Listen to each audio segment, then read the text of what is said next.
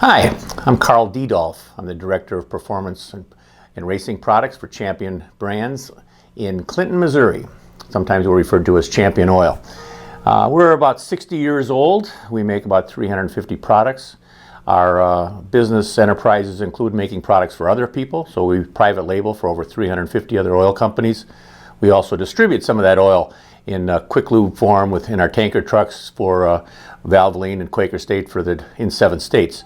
And then we have our own branded products, which are about 400 products that have the Champion name on them. Today, let's take a look at motor oils and try to understand that. There's a couple different ways we can skin that. There's oils that are certified for the OE, and they're certified by the American Petroleum Institute. They'll have a designation API. There's some that are certified for German cars. They have the ASEA specification. There's ILSAC and JSO for the Japanese.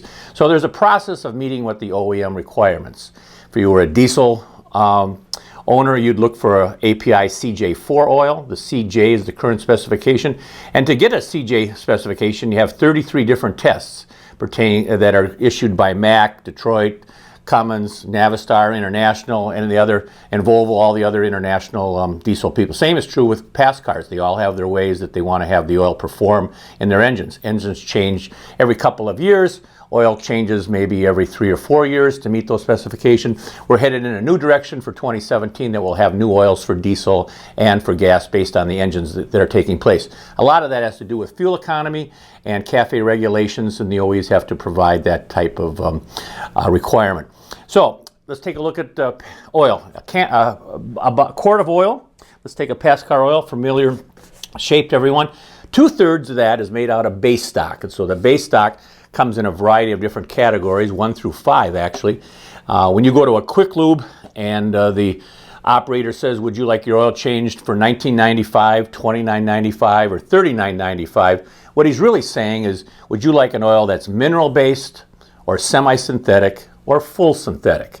And so you make your choice accordingly, and that's how we make bottles. So we would have a good, better, best like other oil companies. There'd be a mineral and there'd be a semi-synthetic and a full synthetic. This happens to be the full synthetic, and you've probably heard that term a lot. It's used in a lot of modern cars today that are desiring the ultimate performance and fuel economy and efficiency.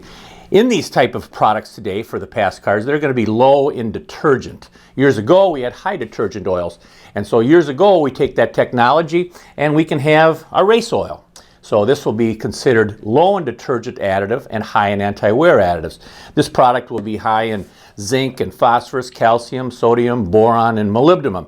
This will help prevent wear on camshafts and flat tappet cams, and most racing oils are built with that formula. This will not have the API donut on it. It won't be a street legal oil per se. It's designed for performance and mostly for off the street participation.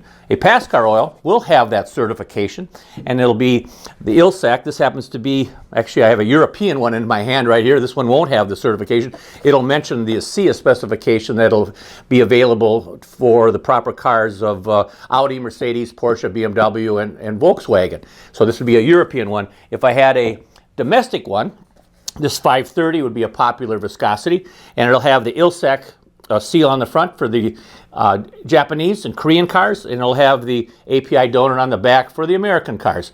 You would see an API certification of SN, that's the current specification.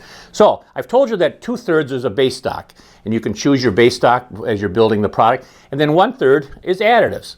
In this type of oil, it's going to be high in detergent compared to the one I just told you before, and it's going to have rust inhibitors, viscosity index modifiers, anti-foaming agents, dispersants, which would keep the contaminant from touching each other, causing a wear, or they would agglomerate and cause wear particles.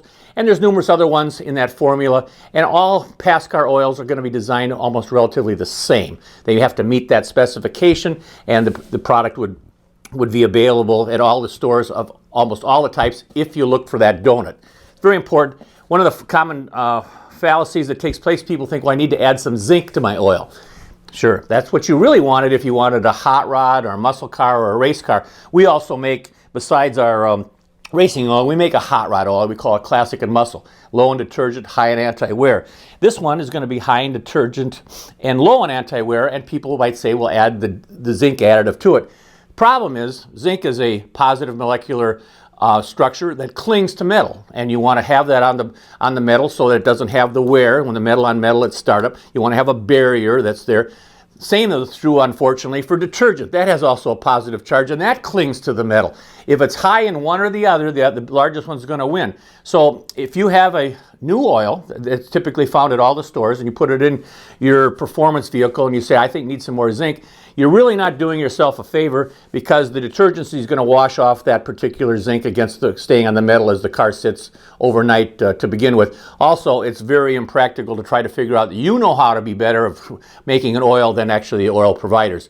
It's like someone in a kitchen trying to brew something up and saying, hey, I'm better than one of the big franchises or the big restaurants that are out there.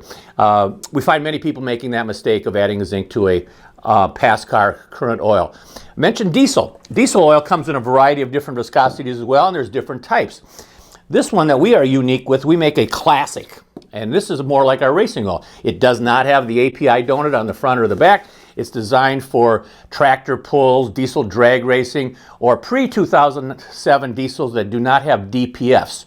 Lots changed after 2007. We had EGRs, we have diesel exhaust fluid, we have diesel particulate filters, we have many different things, so you need different oils. So today we'd have an oil that would be designed for a current diesel, and that'll have the API CJ4 specification on the back. When you look at specifications, the C stands for compressed ignited on a diesel, and on a past car, it's spark ignited, so it'll be the SN category. So you sort of separate. One of the advantages, though, that we make of this particular product is if you were to zoom in closely, you would see that it says API CJ4/SN. We call this off fleet because this can be used in any diesel vehicle, reverse compatible for all years, and any automobile, reverse compatible for all years. We call it off fleet. So like a Public Works would use this particular oil because they're going to have police cars and dump trucks, ambulances, bulldozers, etc., etc. Gas-powered, diesel-powered, one oil for both. Very smart for a Public Works or an entity that has 1,000 vehicles and has a variety of mixtures of fuel. We make a lot of other products as well. We make hydraulic oils, have about 40 of those. We have compressor oils, floor jack oils. We make brake clean, carburetor cleaner, fuel additives. We have fuel for racing. We have about 400 different products. And so we've got a wide range, just a sampling that are here today at the SEMA MPMC meeting.